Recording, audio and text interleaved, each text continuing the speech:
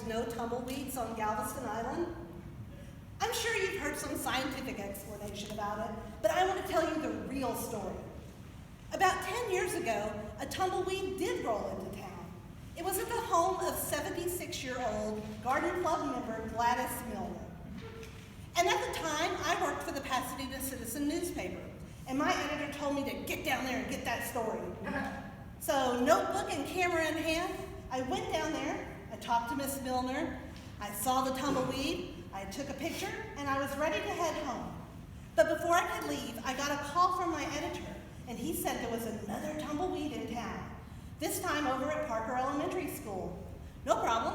I drove over there, and I met with the principal and the 4th grade Cub Scout and Johnny Von Fairweather, spokesman for the Greater Island Chamber of Commerce.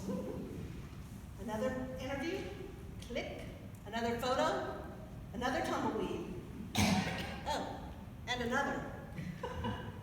And another.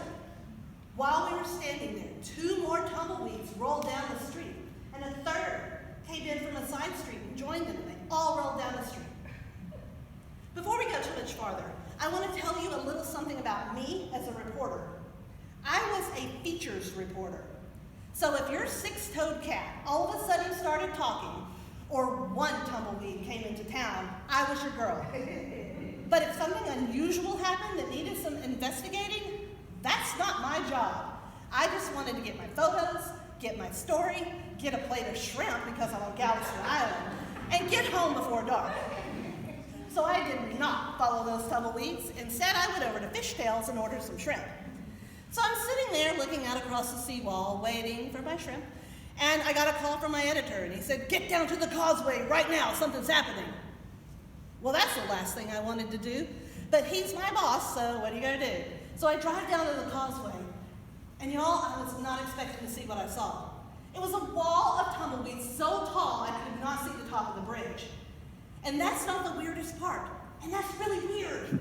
The cars were flying past me and stopping just short of the wall of tumbleweeds, and people were getting out of their car and walking like zombies right into the wall of tumbleweeds and then disappearing.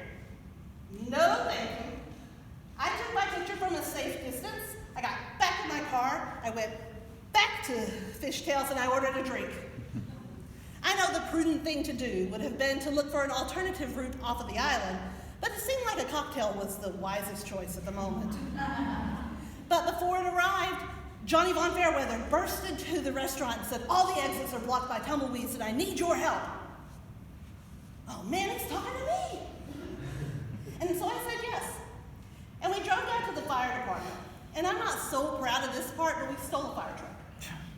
It is surprisingly easy to steal a fire truck. The keys are in it. And that door on the front of the fire department is designed to break away when you drive through it. So Johnny's driving, and I'm using my iPhone to research how to start the pumping unit on the fire truck. And we're driving, and we're pushing cars out of the way. Now, in the movie version, those cars are going to be flipping over and exploding, but in reality, they just kind of moved out of the way. And we got there, managed to get that pumping unit work, and we sprayed that wall of tumbleweeds. And it worked. Within minutes, the road was littered with tumbleweed remnants, scraps of clothes, and abandoned cars. In the movie version, there'll be a parade, and we'll get a key to the city, but in reality, it was just over in minutes. I don't know why Johnny Von Fairweather chose me that day. Maybe I looked helpful. Maybe he thought because I was a reporter, I'd write about it and he'd be famous. Maybe it was because I was at a bar in the middle of the afternoon on a Tuesday. I don't know. But he asked me, and I said yes. And that's why there's no tumbleweeds on Galveston Island. Mr. Toastmasters.